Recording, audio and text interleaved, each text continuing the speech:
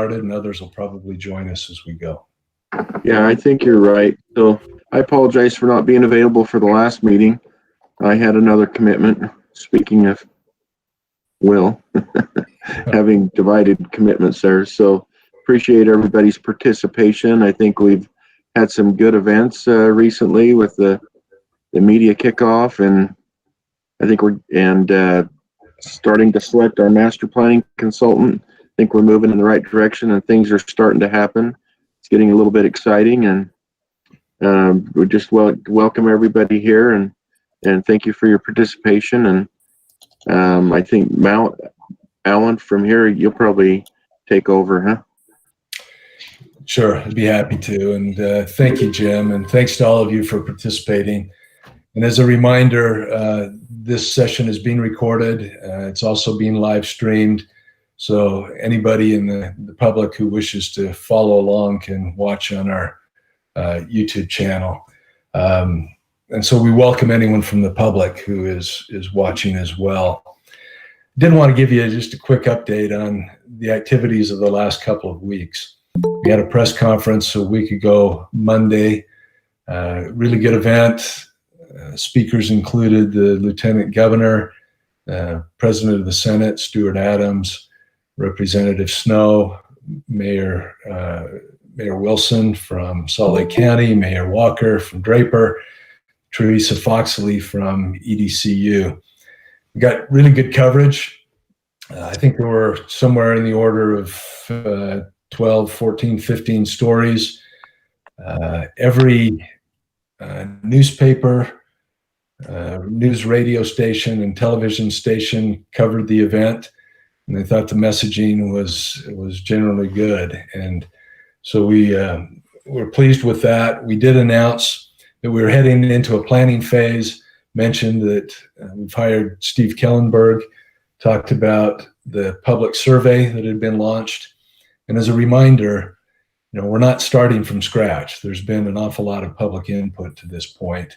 And so we started with the input from the 4,200 some odd people that participated in the previous public efforts and the guidance from the legislature, and have asked the public to help us prioritize those concepts and ideas that came out of the earlier process.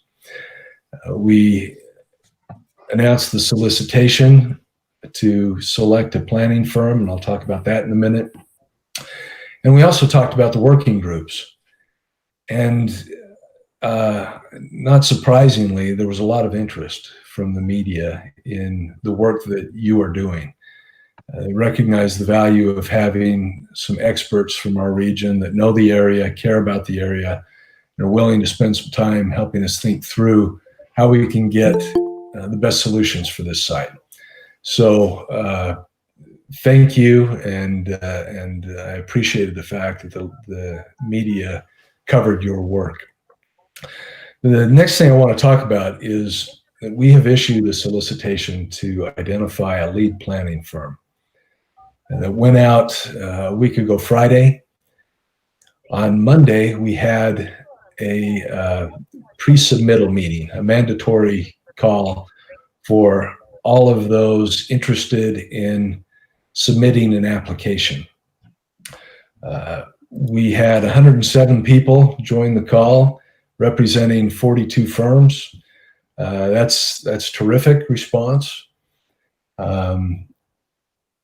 And I would expect that not all will apply, but the deadline is, I think, in about 2 weeks. I think 2 weeks from last Tuesday.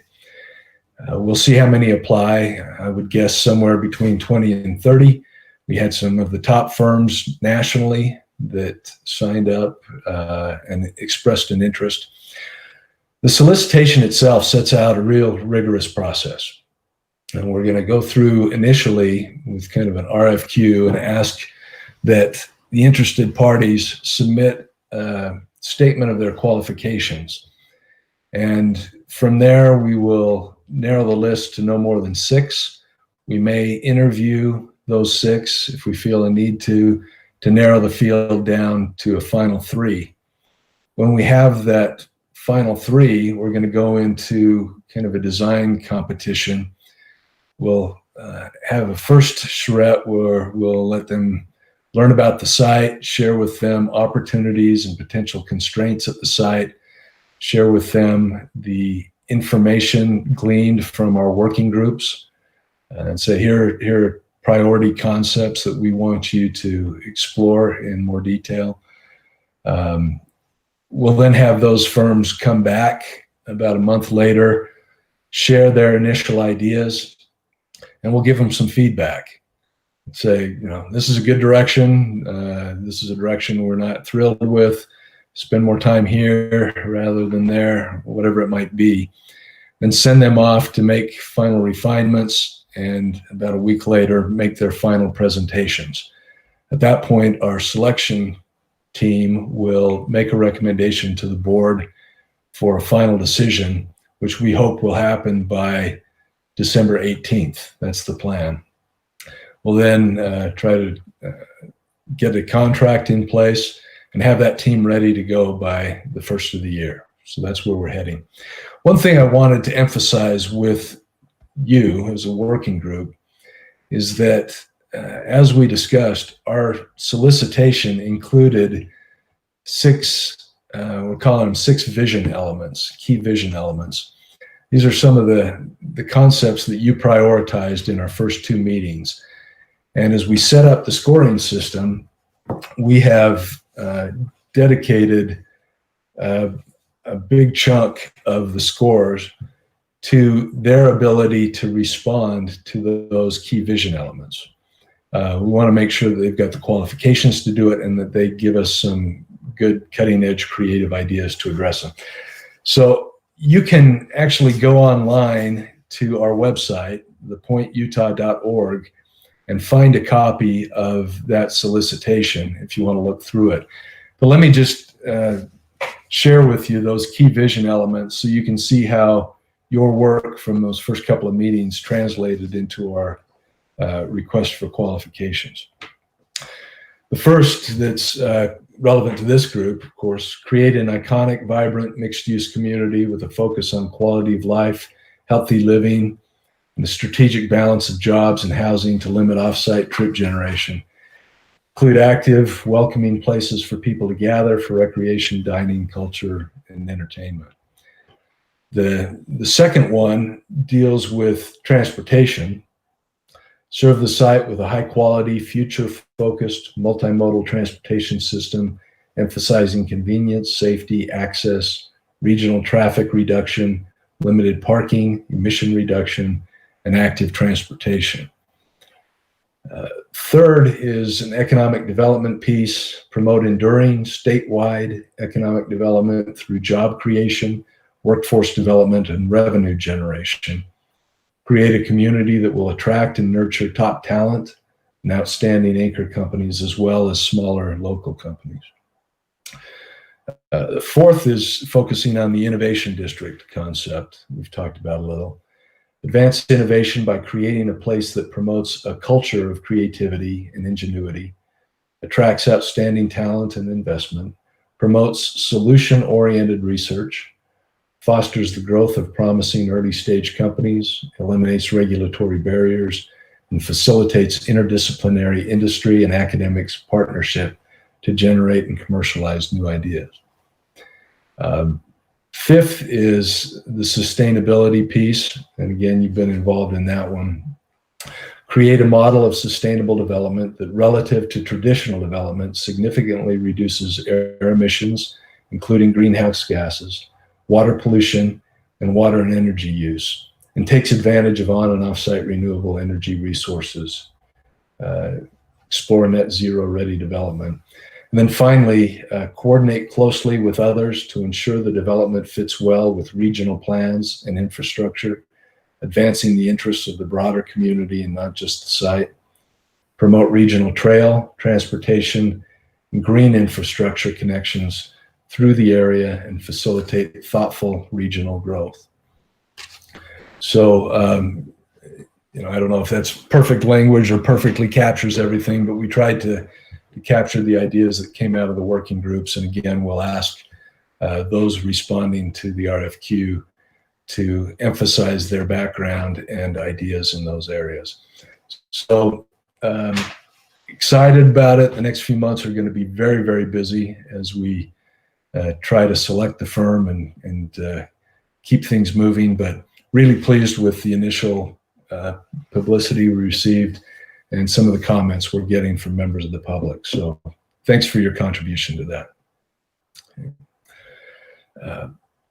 Mayor Walker, I saw that you joined. Anything you'd like to say before we start jumping into the next pieces? No, I appreciate I thought the media coverage was pretty good. I want to tell you on that story on the historic preservation, I got sandbagged on that. I didn't know when the Trib reporter I thought he wanted to talk about the point generally, not specific historic preservation. So I didn't really know where they were going with that. But anyway, that was why that kind of, I answered the way I feel about it, which I think is the way, hopefully our board will look at it. But anyway, yeah.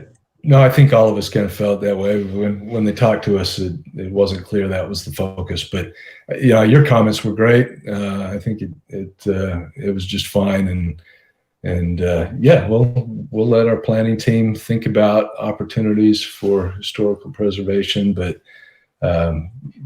we're thinking big picture as well. So I think your points were well taken.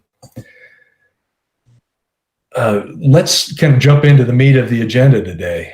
We asked you to do some homework and appreciate the fact that you actually did it. In today's world with online education, most students aren't doing their homework. So you guys are setting the example.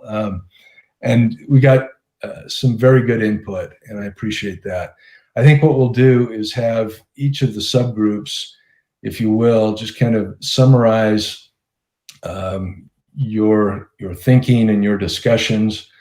Then we'll, after each, give an opportunity for the full working group to weigh in a little bit and provide any additional thoughts or express concerns or other ideas. So maybe can we start with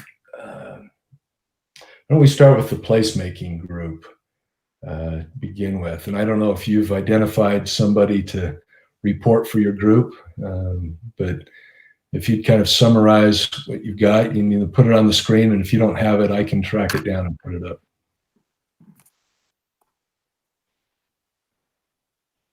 Alan, this is Ted Knowlton with Wasatch Front Regional Council. I'll just start, but not aim to speak on behalf of the whole group. I am getting ready to share a document that you all can refer to if you'd like to. We met, we being myself, Kyle Paisley, Ryan Perry, Soren Simonson, and Don White. And we had a terrific conversation. It was organized around a handful of questions that Alan suggested to us. Sorry, I still haven't shared the document. I apologize.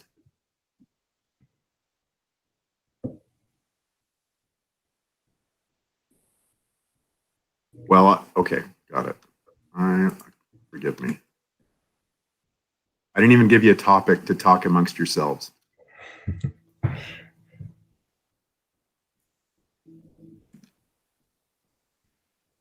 All right, so this is a Google document that we utilized within and after the meeting, and I assume you all can see that. We can. These are numbered, but that doesn't mean they're prioritized, the answers. So the thing that is listed first was probably the first thing that we talked about, but not necessarily the most important response to any given question. The first question was, what opportunities does the point uniquely present? And I'll just note that I don't think we plowed any new ground on that.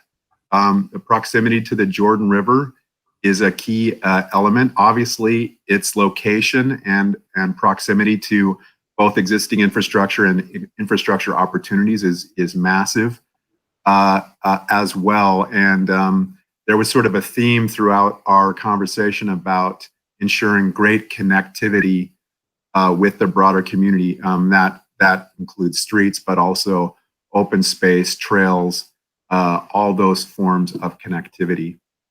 I'm going to start with this second question, and I will say a couple of words and then look to the group to augment here. What should a vibrant mixed-use community look like at this site?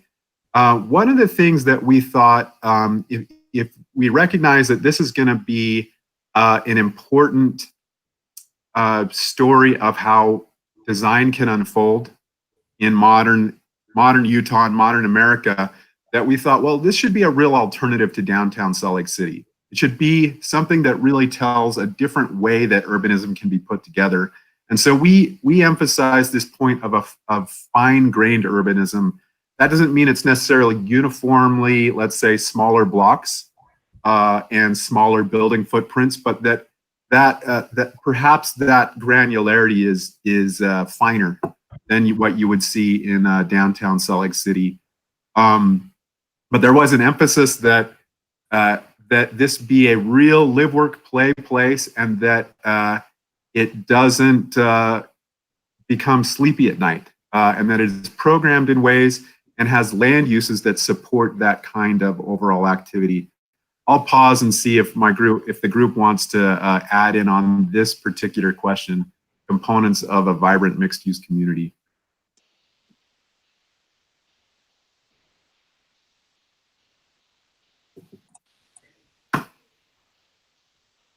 All right, well, let's keep going. Let's just keep going then. You're doing great, Ted. All right, You're doing okay. great. All right. Bold ideas or iconic features. We had a conversation about, well, can a main street still exist with the market realities of retail? And we feel like it absolutely can. It may not be a long main street, but that should be a component that it really gives the point its heart. That could potentially be programmed with an iconic urban plaza. Now, let me go to I would say the second three big overriding themes: connectivity, an alternative to downtown Salt Lake City, and then a third is, what is the theme of the point? And we kept going back to how this place will compete against other locations in the United States. And the story of Silicon Slopes is access to the outdoors. And that access to the outdoors should really be an overarching urban design theme in the point. So you can see it here in item 5 there. What urban design icon plays on the theme of the point, the spot that people come to after a day of skiing, hiking, gliding, mountain biking, the launching point for transit connections to the slopes. We looked at corollaries. Soren identified that there's a number of Pearl-related spaces, the Pearl District in Portland, Pearl Brewery in San Antonio, Pearl Street in Boulder.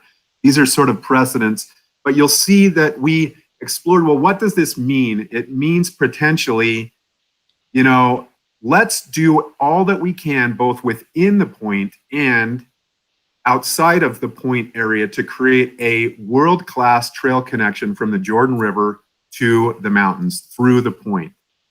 That will really help reinforce what makes Silicon Slopes and the point special. So let's go all in together on that. That was a key idea. Perhaps there is purposefully drawing in businesses that play off of and relate to outdoor recreation. Perhaps there are big ideas like a kayaking waterway.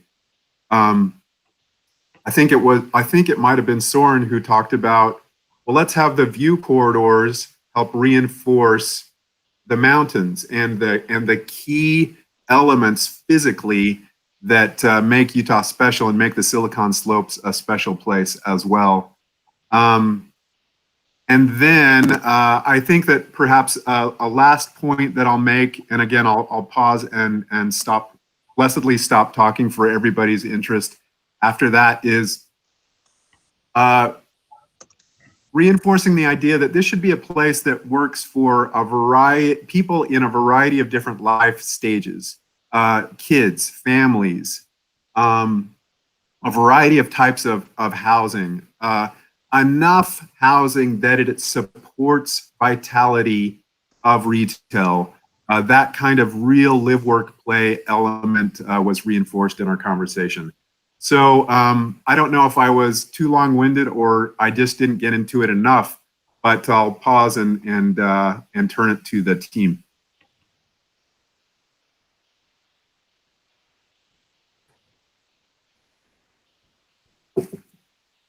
We'd be happy to share this document with anybody that would like it. And just for the, we will put these documents in the meeting minutes that we send out probably later this week or early next week. We'll make sure everybody has access to them. Thanks, Alan.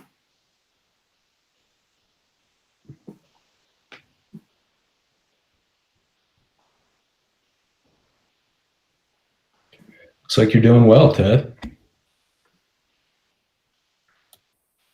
Ted, I think you did summarize things very well. Thanks, Don. Let's turn it to the full working group here.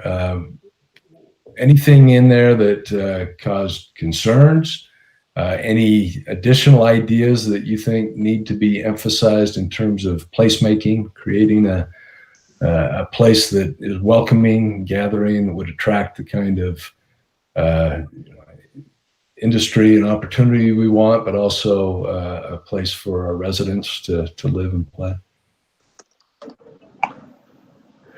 Hey, Alan, I would just comment, I think that they've done some great work and great ideas. I really appreciate the effort.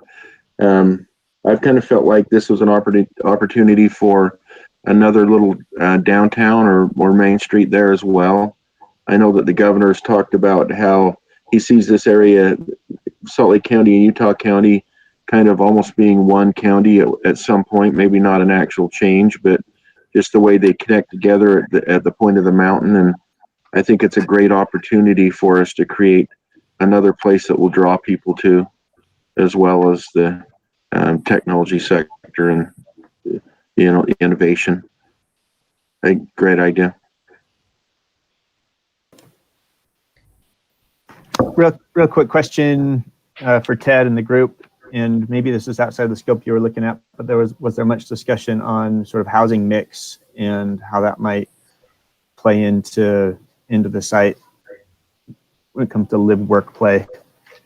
Well, let me say one thing that we asked ourselves: does it make sense for there to be single family housing in this district? And I believe that our overall sentiment on that is no, it does not. Single family housing, of course, makes sense in the broader community, but this 700 acres is strategic enough that that being more efficient with the use of land may make sense. Now, there's lots of forms of housing that can still work for families and people in different life stages within the 700 acres.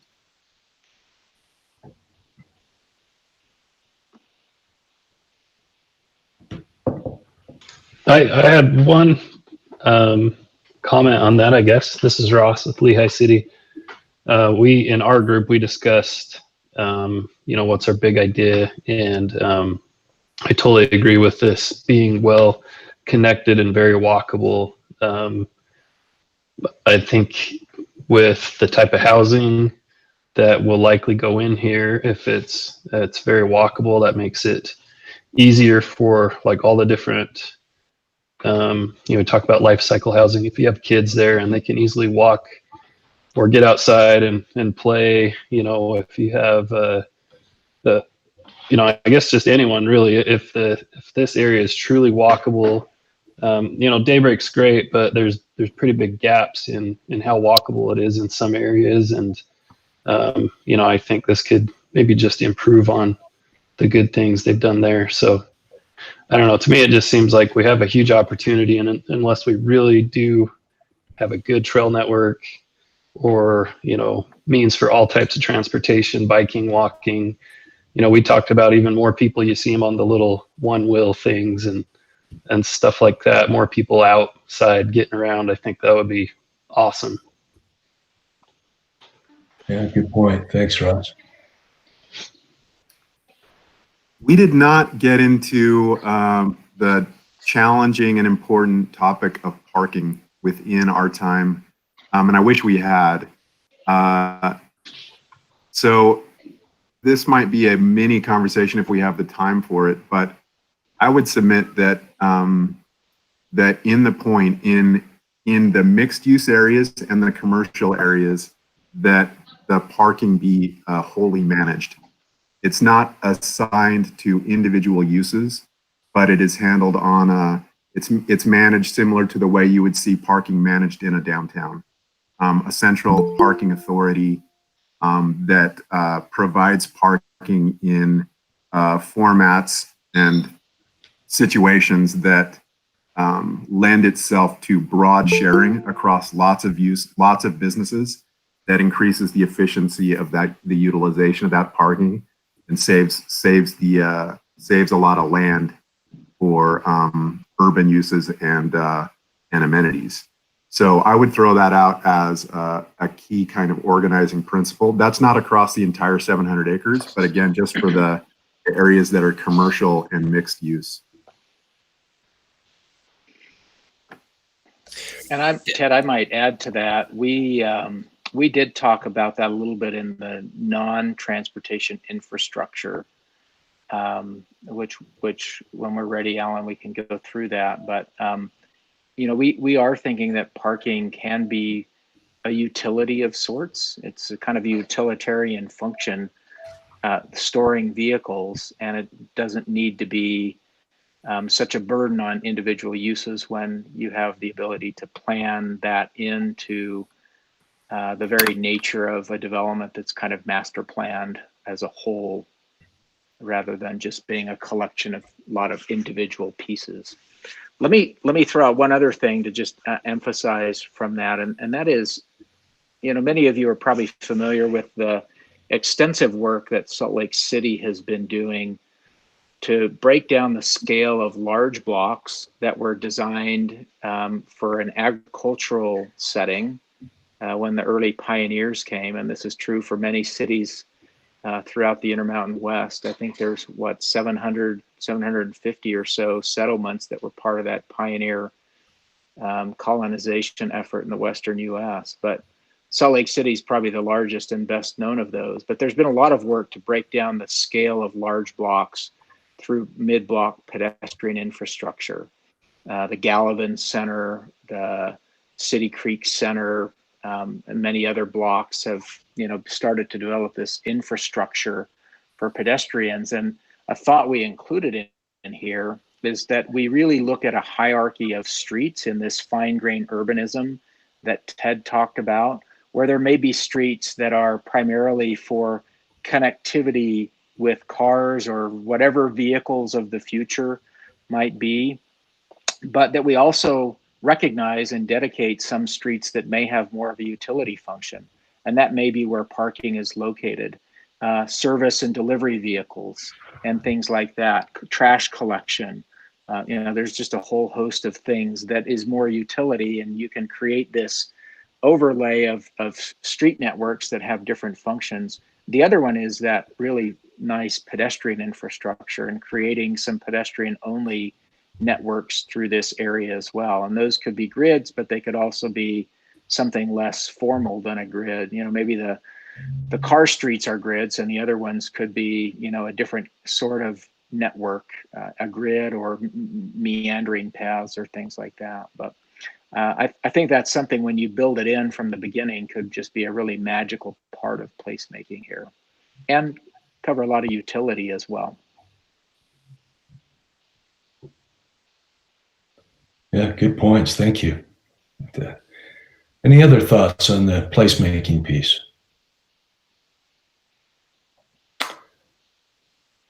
All right. Well, it's not your last chance. There'll be other opportunities as we move ahead to continue to weigh in on this. But thank you to that placemaking group. We appreciate all of you for that time and great thought. And I think there's some good ideas in there that we can pass on to our master planning team and seek to incorporate in this site. So let's turn now to the next group, the transportation group. Again, had a good team there. Wilf Summercore, Laura Hansen, Grant Crowell, Andrew Gruber, Hugh Van Wagenen, who kind of coordinated things. And so we appreciate that participation. Hugh, are you going to lead that discussion? Yeah, thanks, Alan. I'll kick it off. And again, my name is Hugh Van Wagenen with Wasatch Front Regional Council.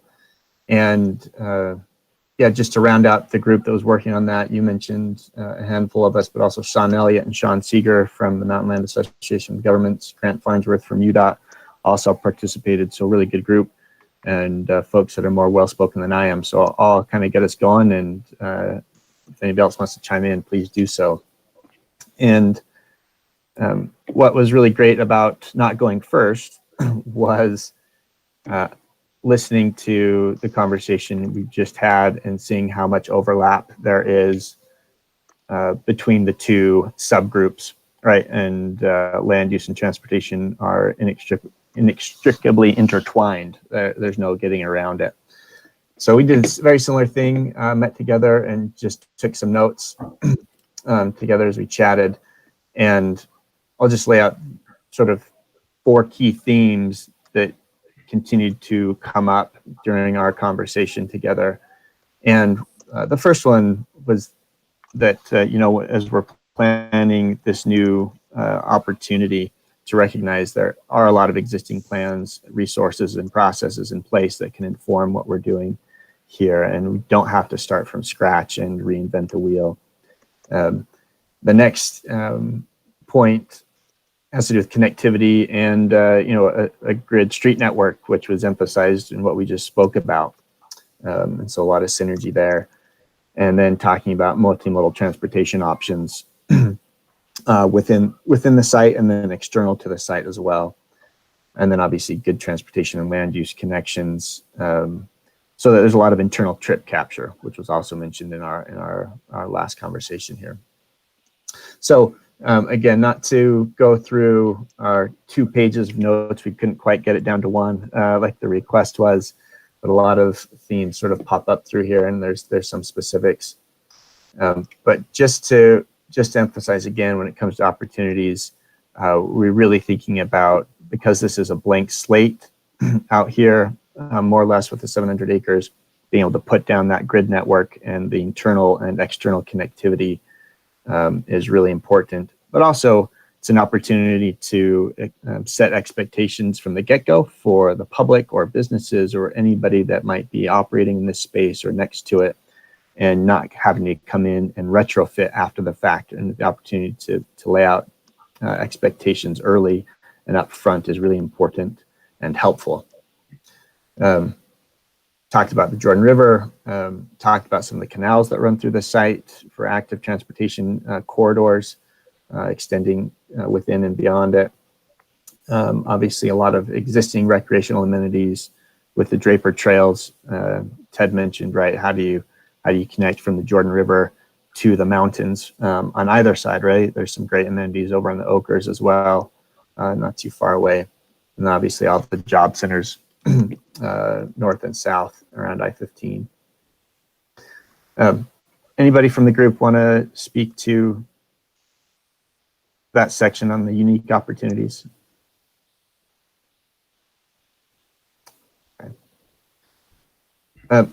So as far as transportation modes making the most sense at the site, certainly we recognize that you know, there's a lot of effort going on right now. The Point of the Mountain Transit Alternatives Analysis is taking place. The regional transportation plans have done a lot of coordination in and around this area, looking at roadways and transit and active transportation. And knowing there are a lot of new technologies on the horizon that might change the way we travel, continuing to look to the RTPs because they get readopted every 4 years. And so they're constantly changing and trying to be dynamic and recognizing the technological changes that are coming. Again, talked a lot about local street grid connectivity, and the site itself is a little bit challenging in that there are some existing barriers with the railroad tracks, Bangerter Highway, I-15, and then the narrow neck of land right to the south as you head into Lehigh. And so how to overcome these barriers to get to outside of the point is really important, and to trying to recognize that the local street grid might not be able to extend as easily as you can lay it down in the site, but making sure there are additional connections over those larger barriers.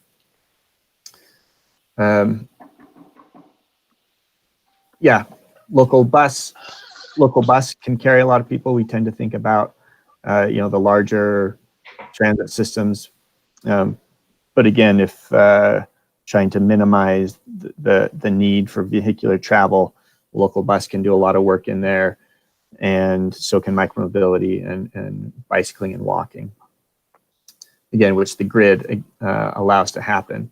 So one of the things we definitely talked about was we talked about complete streets, meaning that there is room for all modes of transportation in a single corridor. That's a concept to start with, recognizing that maybe some of those streets within the grid have more of a transit priority.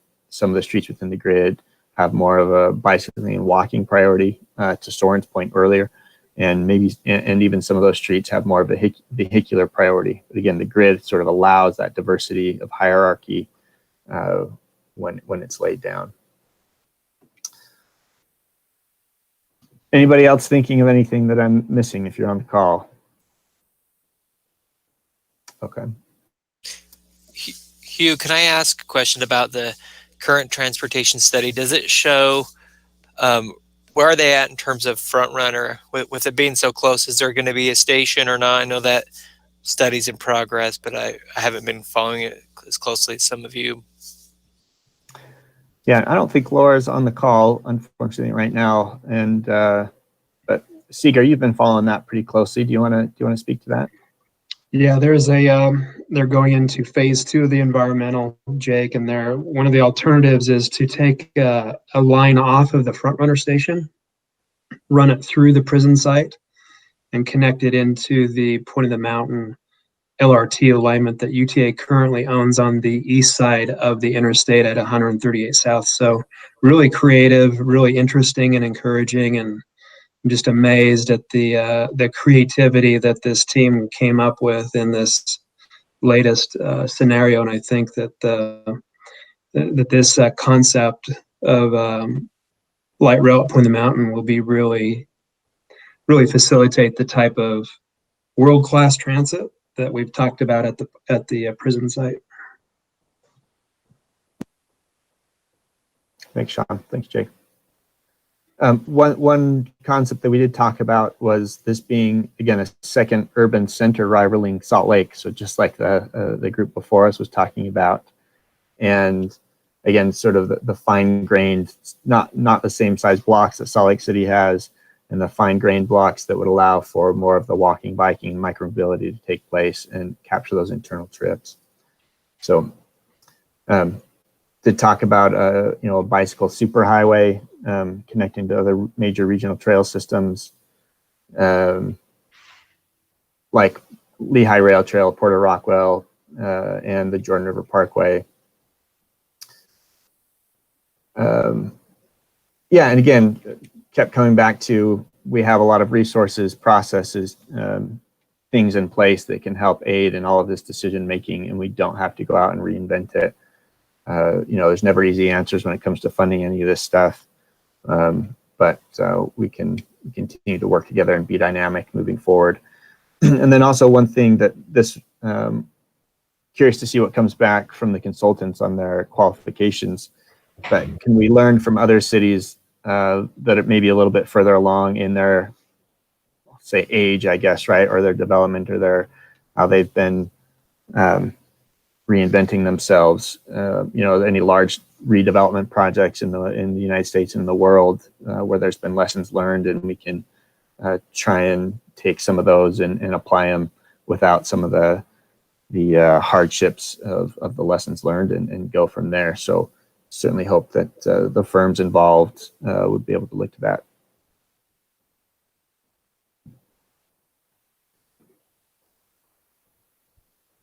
So I think generally, again, 4 things: build on existing plans and resources, connectivity in the grid, really focusing on multimodal transportation here in a good and balanced way, and that fine-grained urbanism that Ted mentioned for walking, biking, and micromobility, local transit, and making sure that the land use works well with those. That's great. Outstanding ideas, well presented. Thanks, Hugh. Members of the working group, what additions would you suggest? Questions do you have? Any concerns with anything that's been presented?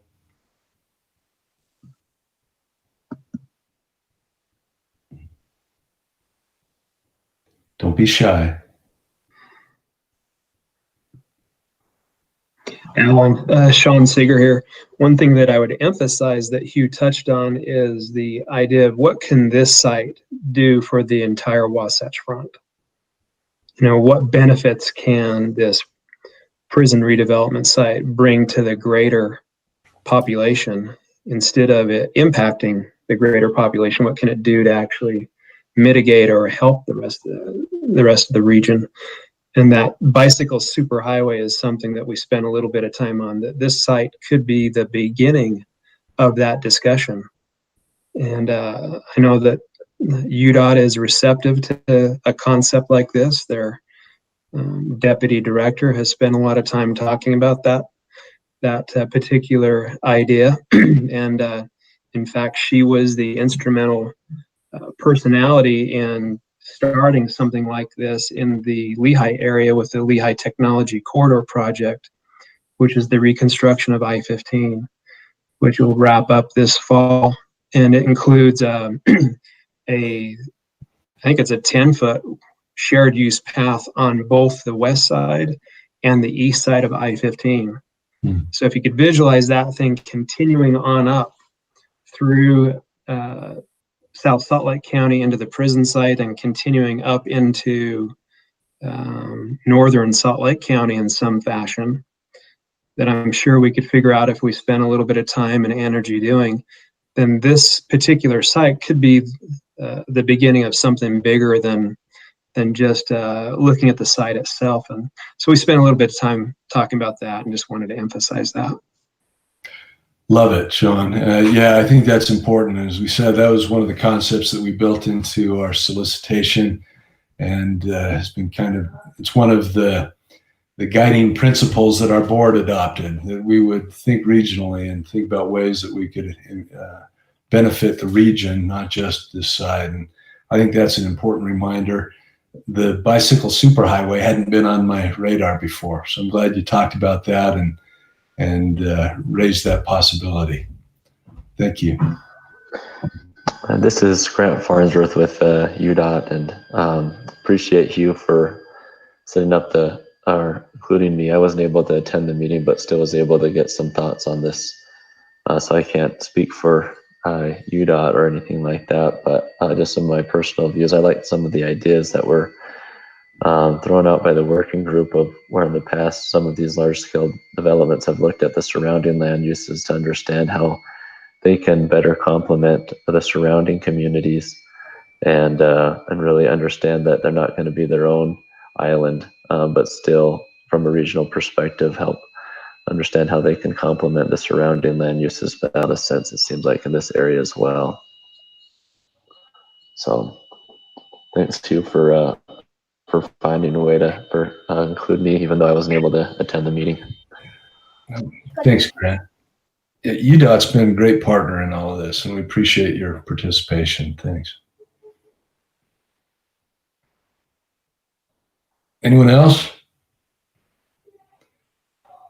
You don't speak now, we're never going to listen to you again. This is your last chance. I just had one thought on the regional transportation system. If this site has a lot of jobs, a ton of jobs, then that could shift the balance of job location and really help the overall transportation system. Right now, Salt Lake City still seems to carry that heavy weight with the jobs, and having another big anchor in Silicon Slopes is another anchor. But even moving that more, tying into Bangerter, Mountain View, and then the transit and this bicycle superhighway, I think that'd be fantastic. Maybe people are going counter ways at different times of the day and all those things. I think that would be a huge benefit to the region. Yeah, thanks, Jay. Yeah, it's an important point as we look at the area as a whole. Certainly that balance is going to be important. It's one of the things that came out of the public process, and it's one of the things incorporated in the legislation for us to look at. So I think we definitely need to focus on that. Good. All right. If nothing else, thank you very much to that group. We appreciate it. Certainly everybody should feel welcome to submit ideas as we go. But having those thoughts captured as they have been is going to be important to our next steps, and we'll talk about that a little later. All right, we've got a third group. This is the group that was kind of looking at coordinating the non-transportation infrastructure in the region and at the site, what that looks like, the kinds of things we ought to be considering. Soren, are you going to take the lead on that? Oh, I need to unmute there. Yeah, and Jake Young and Ross Dinsdale were also part of this. So you two, please chime in as you want to supplement anything that I share. I'm going to just quickly share my screen here. And so, as Alan mentioned, we covered the non-transportation infrastructure, and we're pretty broad in our definition of what this might include, and that'll make more sense as I go through. But the first, I guess, just kind of a guiding principle is really to look at creating a 21st century model development that anticipates where we're going and not just where we've been. You know, there's a lot of utilities around the region that are based on sometimes tried and true methods, but sometimes they're also not necessarily incorporating what we know in the 21st century about how to be conscientious about our footprint on the natural world. And so you'll see a lot of that woven in here, from air quality to water quality to wildlife and things like that. So we've got listed, you know, kind of the standard infrastructure for the site: wet utilities, water, sewer, pressurized irrigation, if that's a possibility, and stormwater. We'll have some more thoughts about stormwater later on. In terms of dry utilities, you know, electrical is, of course, and technology are at the top of that, but we'd really love to see rooftop solar, perhaps a small wind farm. Camp Williams, which is just across the Narrows from this site, is already harvesting pretty successfully some wind. I don't know if this particular site has that kind of constant wind that they do a little bit further west. But if it does, it's something that we'd love to see incorporated some way. And then natural gas, you know, gas is a pretty standard utility, but it also has a carbon footprint. And if we can make do with other technology that's renewable and better for air quality and resource, you know, maybe here we look at incorporating recaptured gas from landfills and other industries or things like that, as opposed to fossil fuel natural gas. But those are just some ideas to put out there. Technology infrastructure, we saw that a pretty extensive utility scale fiber network ought to be planned from the very beginning. incorporating smart city technology, signals, lighting, those sorts of things. And then some sort of a district scaled wireless system across this whole area would be really valuable. So that whether you're indoors or whether you're outdoors, you always have the ability to connect. And there's some of this work already happening, which I'll mention in terms of resources in another few minutes. We wanted to touch on green infrastructure. And we see this including things like on-site stormwater retention, more pervious surface, bioswales, detention that's incorporated into the parks, parking lots, and streets, improve drainage infrastructure. There is a new standard that was rolled out this year to meet the 80th percentile. That was up until the last legislative, that rule had been 90th percentile. And so we would see the 80th percentile of stormwater retention to be a minimum, but we would love to see us aim what the Division of Water Quality has recommended as a real target, which is the 90th percentile for stormwater retention reclamation. We have this idea of maybe, and I think this would tie in really well with the connectivity of trail systems, and that is a wildlife corridor. There is a ton of wildlife, not just the birds, which we see a lot around the Jordan River, but there's a lot of mammal and reptile activity down around the Galena Sumcani Preserve, which is about a 240, 250 acre preserve between Bangerter Highway and the eBay Business Park. That's just across Bangerter Highway from this site. And so, looking at ways that wildlife could be preserved through this corridor to allow, particularly, seasonal migration or daily activity between the range and the river that could be incorporated into some sort of greenway.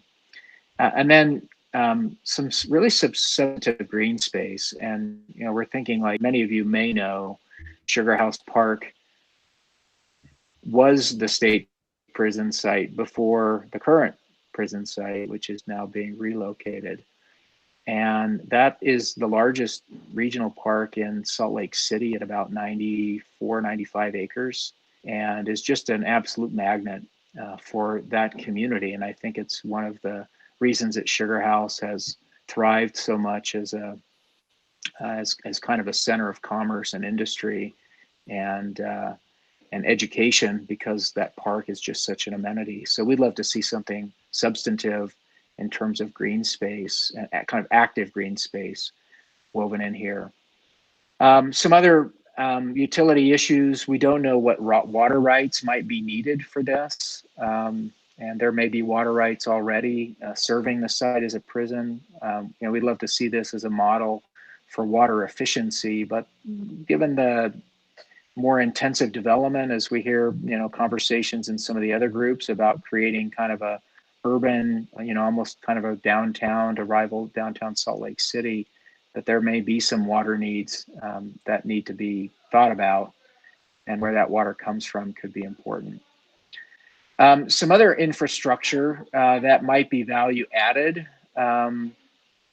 developing kind of community-wide landscaping standards that are very water conserving, changing minds about what landscapes should look like in the metro area, from, rather than doing lots of turf, to doing things that really epitomize what landscape in the desert can look like with low water usage.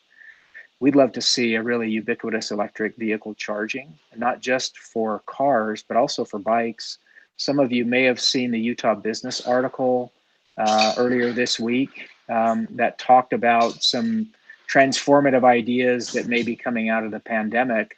The e-bike sales have just exploded this year. Bike sales have generally, but e-bikes particularly have really just gone crazy. And so, we think about electric vehicles as being cars, but this article in Utah Business Magazine, which I probably ought to put a link to here, really talks about the future of electric vehicles being bicycles, kind of personal sized So that's something interesting to think about. There's been a lot of talk about transit, and so wireless charging infrastructure for shuttles that may connect major transit corridors. We've got potentially 3 transit corridors that we think will come in fairly close proximity. One of them is the extension of the Draper light rail line down into the Highland American Fork area. Another one is the extension of the Daybreak line down into Harriman. And then, of course, the Front Runner line, which already goes through this site. We don't know if there may be a future expansion with a Front Runner station here, but regardless, we think that these systems, these major regional systems, could be connected, with which the other groups have already talked about. But we'd love to see some technology like the wave technology at the University of Utah that's incorporated so that these can be completely electric kinds of shuttles, and getting the infrastructure for that technology in place could be really important. In terms of bike infrastructure, we'd love to see ubiquitous parking for bikes, but really thinking about 2 major kinds of parking. One is the daytime parking, safe, secure, covered parking for commuters and residents that is, not visible necessarily, but kind of tucked away and within parking or other structures, but also really convenient, accessible bike parking near entrances for buildings for visitors and patrons. It's the same way you think about cars. Everybody wants the spot up front when you're a customer. Everybody wants their car covered when you're parked there all day, either at home or at work. And so we should be thinking about bikes that same way. We talked about security cameras and surveillance, just adding a level of security and safety. Another interesting one, we've talked about the Jordan River in the other groups as trail system and as an amenity.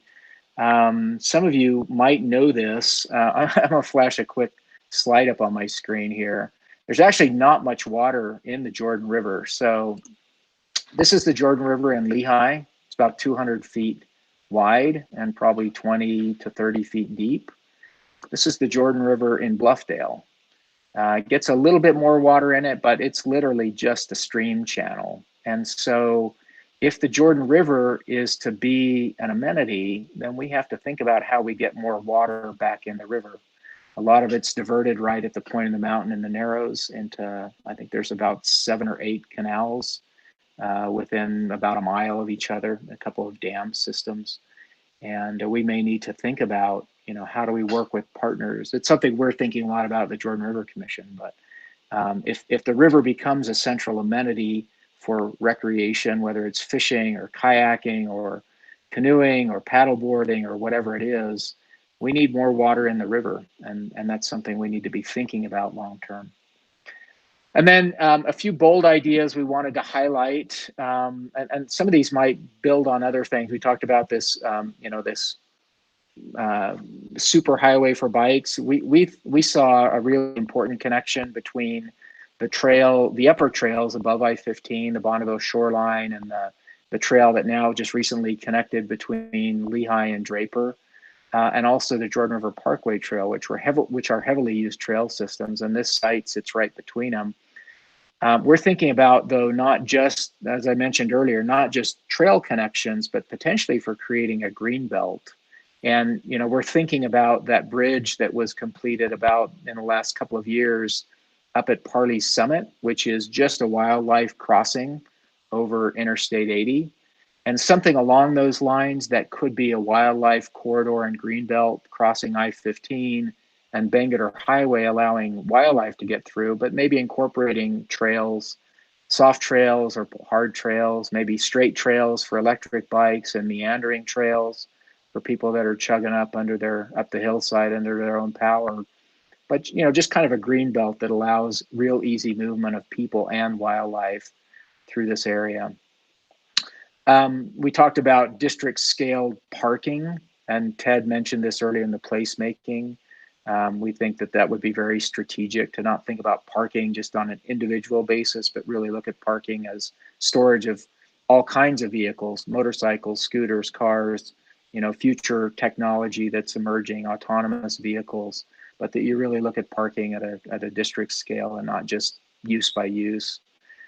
Again, smart city technology. We'd love to see this as a model for the lowest per capita water usage in the region.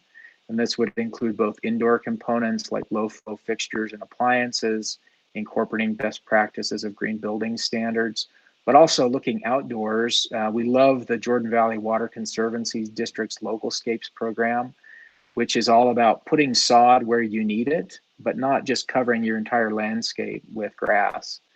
Use appropriate materials that use little or no water. Maybe there's some, water reclamation or reuse from stormwater and things like that. Stormwater could be an important part of, how you deal with the Jordan River, both from water quantity and water quality.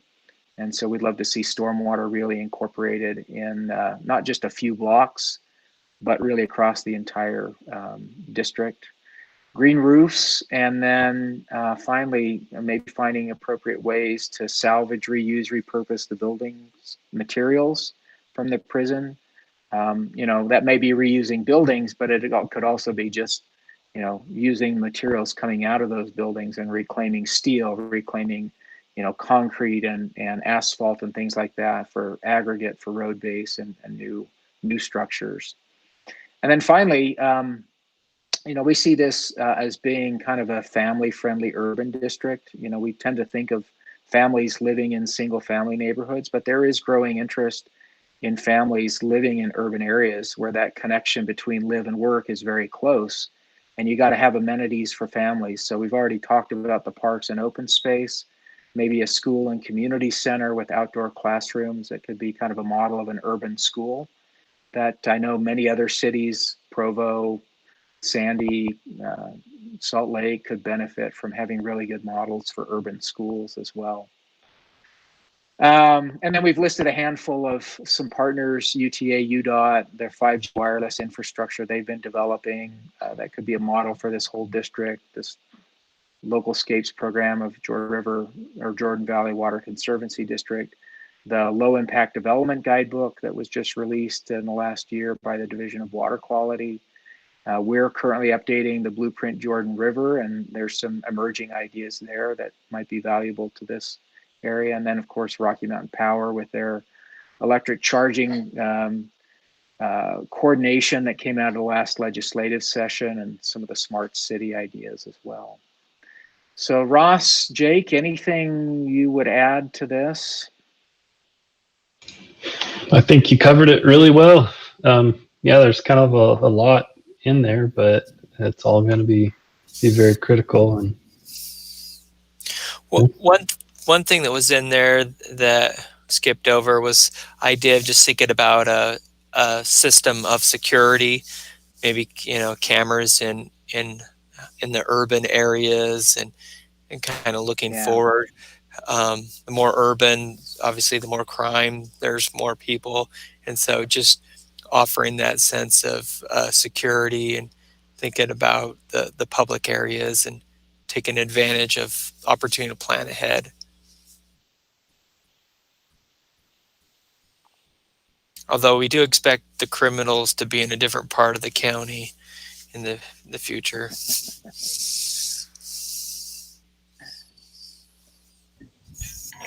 So, hey, that's fantastic. Great report, great thoughts. Other members of the working group, what's your response to that? Soren and Ross and Jake, this is Hugh again, and I apologize if I missed it. Was there any thought on sort of a comprehensive tree planting plan, right? As I look at the aerial of the site now, it's pretty open, but there's a lot of advantages to urban trees, right? And the urban canopy if this becomes that urban site. Yeah, that is a great. I'm going to plug that in under green infrastructure. Just as kind of a comprehensive urban forest plan. I think I was going to say I would add that to placemaking too. And the placemaking side is maybe the type of trees, the species, just like the look and feel in the future, and then the cool urban cooling and the stormwater benefits come under the infrastructure. Ross, what are you gonna say? Yeah, I was just going to say, we did talk about having a comprehensive, landscape plan for the area, or uniform landscape requirements, so you don't kind of get a patchwork of different things throughout. And yeah, tree planting could definitely be incorporated into that. Thanks. Alan, looking down the road, do you see, I mean, where you have your own land use authority, or this area does, and do you see it having its own codes and ordinances just like a city would, or is it more the committee is reviewing that as it goes? No, I don't think that's been resolved yet, but we recognize that that's one of the real questions we have to address, and we'll probably have some coordination with Draper City, use some of their resources. What I can say is that I think we're pretty confident we'll have some standards, design standards, and direction that will, kind of set the standard for development in the area. And in fact, one of the things that we're asking our planning team to do by next summer is create something similar to the Green Book at Stapleton, if you're familiar with that. It's essentially the guidebook for the development. These are the standards that we have. This is what we expect to see, so that it's not just piecemeal. It's not just dependent on arbitrary decisions by any particular group, but that there is a defined standard that we're shooting for. But again, whether that translates into ordinances or what form it might take, still to be determined.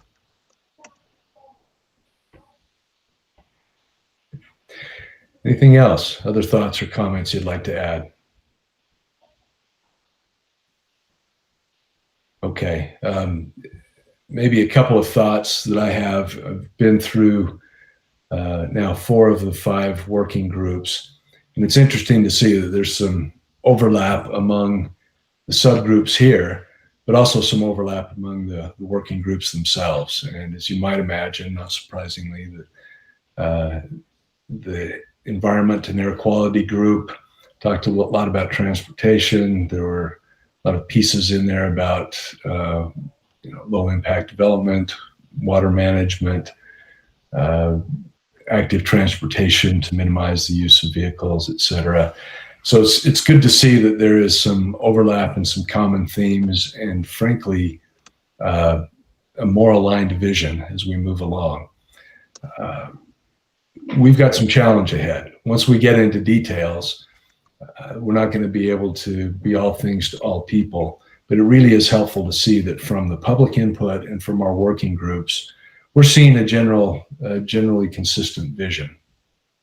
The other thing I'd say is that we're entering into a period with our board, as well as with the working groups and the public, where we can't just say, yeah, any great idea is going to be incorporated.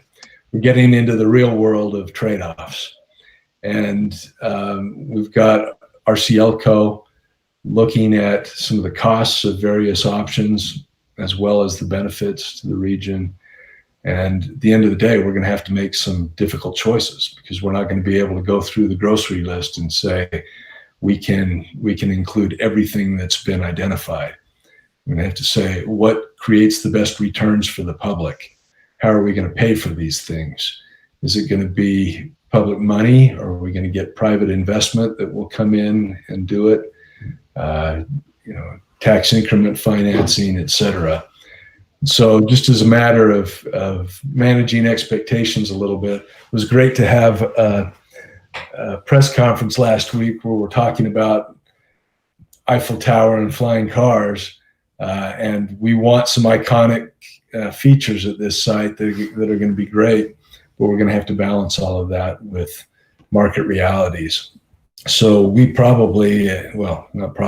will, as we move further along and get into these tough trade-offs, we're going to want your further input as we think about what really is the highest priority, what will give us the greatest public bang for the public buck.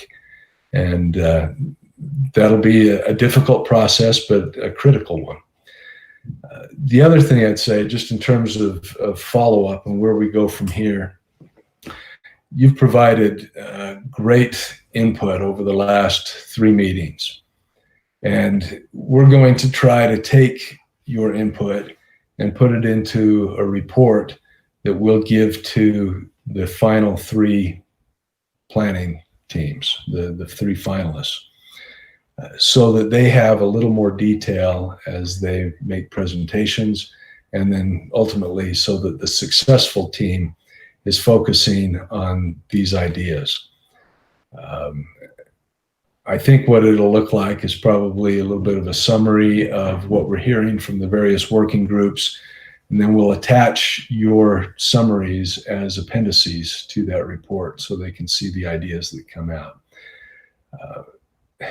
This next month's going to be really busy, especially as we're trying to winnow down the applications that come in. But I'm hoping that I can find some time to work on that report a little bit, and that our next meeting in the end of October, we can get your feedback on kind of an outline that I can put together. And if I get to it and have a rough draft, maybe we can get your input on that. So that's kind of the next step I see with this group. As we told you before, we're going to let you take November and December off, because we will be right in the middle of busy holiday seasons. But in the new year, we're going to be really involved with our planning team. At periodic points in their process, we'll stop and ask them to share their ideas with the working groups so that we can get your input and refinements as we go. So that's kind of the thought about where we go from here. Any comments or thoughts on that? So Alan, I think I totally agree with you. We can't be all things to everybody, and we've got a lot of tremendously great ideas, and they would be very beneficial to get the ideas to the consultants that will be proposing and refining and presenting ideas to the commission. I guess what I'm wondering about the process is, how do we get these ideas from each of these groups back to the commission and have them weigh in on what is most important and relevant? Because my fear is that if we presented all this information to the consultants, they'd be completely overwhelmed, and they might hone in on areas that just frankly are not the high priorities of the commission and that. So what's the decision? I believe that the commission would probably make the ultimate decision on what is most important, given the feedback here. But how do we, talked about next steps, how do we move that forward, and especially in a short period of time? Do you anticipate presenting all of these to the commission and having a meeting there that, maybe you can elaborate there a little bit? Yeah, we have talked about that process for approaching the authority board. And I think that we're not going to have all of that done by the time that we have our 3 finalists. I think we can whittle down the high priorities that we've heard from our working groups and make it clear to the planning groups that there's more work to be done. Had a conversation with some of our consultants this morning, and in our next board meeting, Jim, I think we will spend some time laying out the trade-offs and some of the decisions that need to be made over the following couple of months. They're going to start putting rough numbers on costs on some of these strategies. So this is not going to be a one-time thing where we'll say, okay, here are all the ideas, pick your top 10, but it's going to be an ongoing process as we evaluate specific ideas, get priorities, start putting numbers to it. So I think we'll be involved in that process over a matter of several months. Of course, I'm open to guidance from our board, like you. So. Any other questions or ideas? All right. Well, just from my part, I'd just say I can't thank you enough. I know all of you are extremely busy, and the fact that you took time to get together, think through these ideas, craft, I think, really practical suggestions is really helpful to us. We'll continue to refine it with you, and our work's just starting. But please know that this is a great public service and tremendously helpful to us at the point of the Mountain State Land Authority. So I think that's all I've got, Jim. Turn it back to our co-chairs. Sure. Thank you, Alan. I would echo your comments. I am actually really impressed. I'm somewhere between impressed and blown away at the effort that's gone in by the groups here to come up with this information. A lot of thoughtful discussion obviously has taken place, and none of you are being compensated for it, and other than what you would like to have in your community and benefiting the state, and that's really appreciated. Your efforts are really appreciated, and I'm really grateful for the efforts that you've gone through, and hopefully, and not hopefully, I'm sure it will make a difference. And so the work that you've done will make a difference in the process and the end result. So we appreciate all that you've done and your tremendous input and expertise. Mayor Walker, do you have anything you want to add, or before we wrap up? Is he on here still? I got a text from him saying that his internet just went down. Okay, it looks like he just dropped off, but I don't think I have anything else other than just appreciation for all of you and for the input, and we're grateful for that. Yeah, thanks. So we'll send you minutes and notes in the next few days, and get ready for our next project. But your reward for doing such good work is that there's no homework this time. Thanks, everyone. All right, thanks.